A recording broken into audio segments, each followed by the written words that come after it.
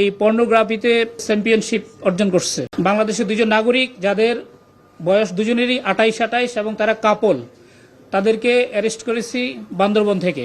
আমাদের সিআইডির এলআইসি এবং সাইবার পুলিশ সেন্টারে যৌথভাবে এই অভিযানটা পরিচালনা করে। তো তাদের বিরুদ্ধে যে মূল এলিগেশন, যে অভিযোগ, সেটা হচ্ছে তারা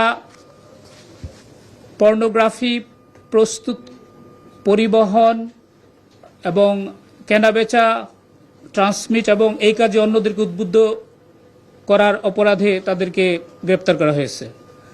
তা আপনারা জানেন আমাদের বাংলাদেশ সোসাইটিতে আমরা বেশিরভাগ মুসলিম এবং আমাদের প্রত্যেকেরই একটা ধর্মীয়, সামাজিক, সাংস্কৃতিক মূল্যবোধ আমরা লালন করি। তো এরা হচ্ছে এই পর্নোগ্রাফিতে তারা ওয়ার্ল্ড ওয়াইড মোটামুটি বলতে পারেন যে চ্যাম্পিয়নশিপ অর্জন করছে।